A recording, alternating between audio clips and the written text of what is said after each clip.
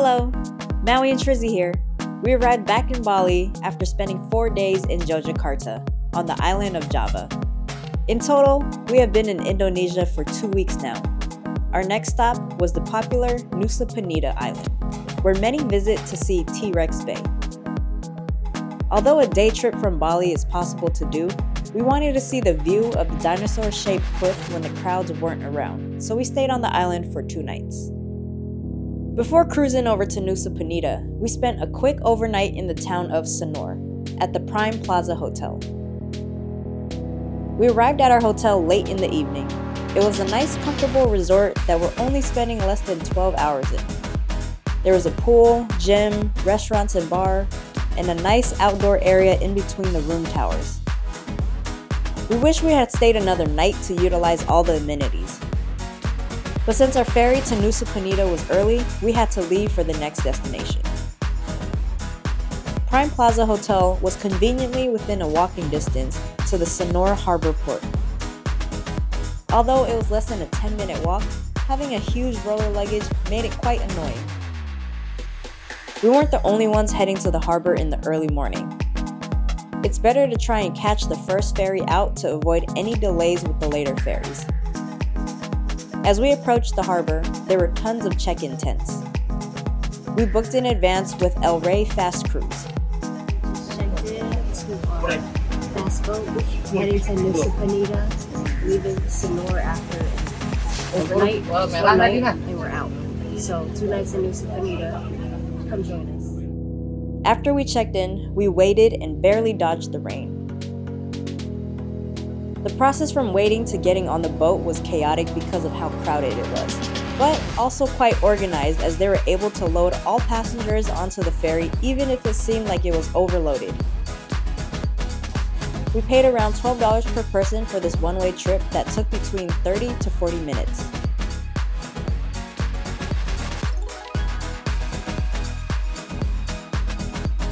Getting off the ferry was just as hectic as we held onto the side of the boat to get off and retrieve our excessively huge bags. Every experience on a trip is a fun experience. Like this one, where we're practically dragging our large roller luggage through loose gravel. Why bother with the wheels anyway?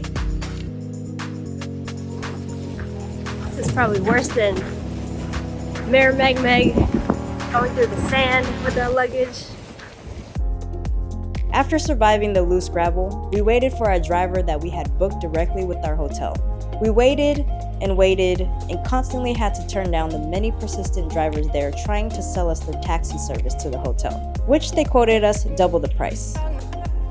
At some point, we realized our hotel had forgotten about our scheduled pickup, so we called the hotel via WhatsApp and they double booked us. They eventually picked us up. This cost was around $20 USD one way for a 40-minute ride, which actually took longer because of the double booking. Tatakan Bungalow was a place we stayed at. Our room was a hut. The entire resort had only 7 rooms and a shared pool. From the first look, we liked what we saw from the outside of our room. There's a front porch where we can dry our belongings or sit and have our morning coffee and tea at. Our room provided the tropical vibe we wanted to experience on this island with a comfortable bed. The bathroom was nothing amusing, but at least it's not shared, and it's operating as it's supposed to. We paid a total of $42 per night through Agoda. As we were settling in our room, we alarmingly noticed a pet on our wall, a gecko. It's big. Oh, I think it went inside. We informed the staff and they kindly captured it to release it back to the wild. You got a wow. Thank you.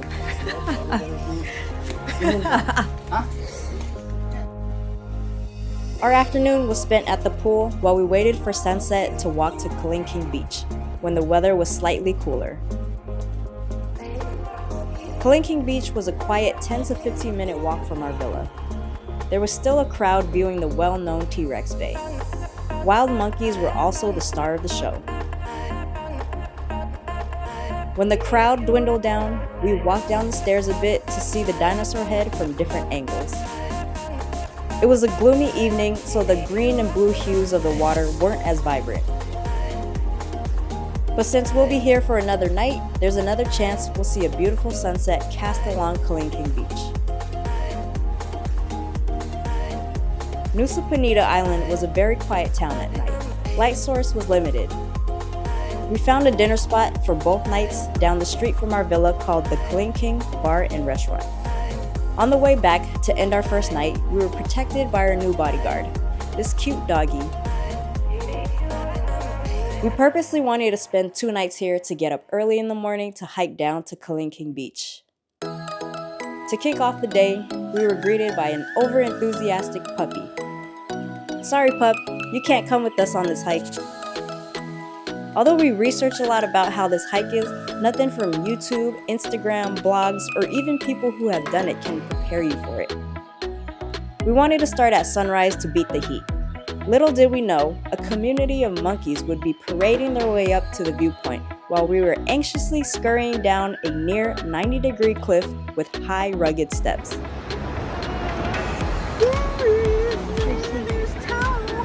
Okay, just don't. How are you so calm?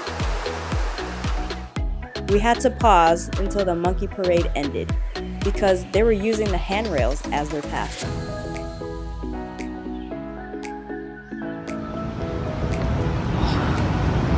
Oh no, they're still here. If you watched our 9-day in Bali video, we mentioned to not look at them in their eyes. They'll take it as a threat. And since we were on a cliff and pretty much in their bubble, we locked our eyes to the bottom of the hike where a beautiful cove awaits us. Keep your snacks secured as well, because the monkeys will be curious like they were with us. The hike is a total of 0.6 miles out and back, but it didn't seem like that with a 500 feet elevation gain on a steep slope, accompanied with monkeys and the humid weather. It took us 40 minutes to get to the bottom, and it came with a big sigh of relief for now. We do have to climb back up, but let's focus on where we're at. This is Kelingking Beach.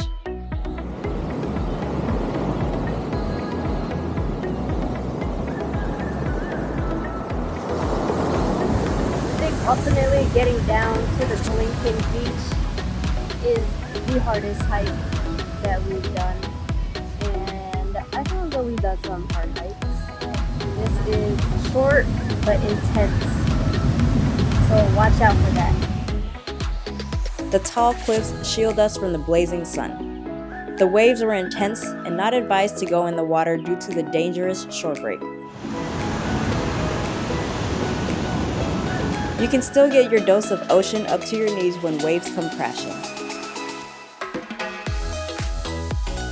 This beach was a place to relax, and since we were one of the few there, we practically had this paradise to ourselves for a while.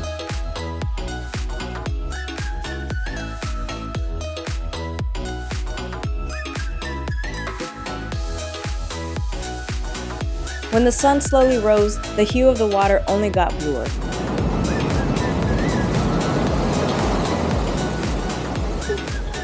As chaotic as the hike down was, the view made it all worth it.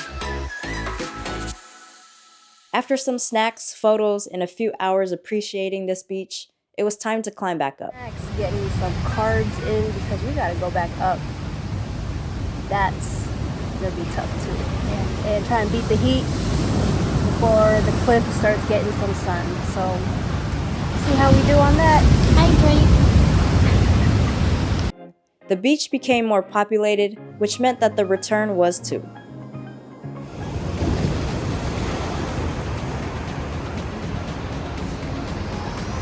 This is just basically vertical.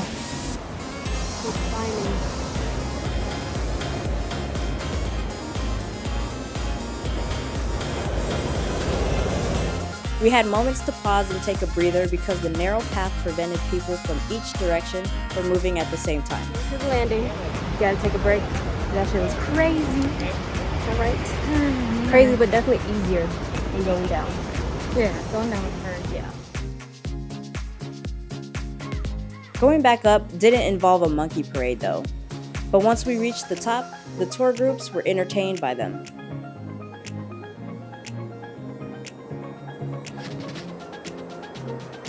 It was hot, so the rest of the afternoon was spent at the pool. We ordered lunch from the villa and tried to stay cool until sunset.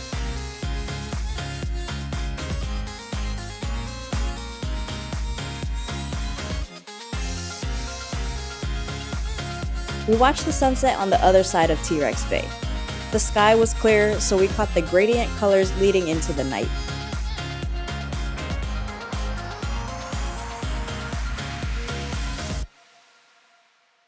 Our final morning was proof that the scheduling system at this villa wasn't that great. We checked out and waited for our driver to take us back to the port. No driver or available staff in sight. With a bit of roaming around the villa grounds, we found a staff that ended up having to drive us to the port. Our next stop will be the Gili Islands, where we hopped on Eka Jaya, another fast ferry, to get to our grand finale of our 3-week trip. Although we only spent 2 nights on Nusa Penida, it doesn't mean that Kelingking Beach is all that's there to be seen. So if there's time on your schedule, be sure to check out other gems around the island. And as always, thank you for joining in on another Maui and Trizzy adventure. Be sure to subscribe and get notified to see more of our trip around Indonesia and beyond. Terima kasih!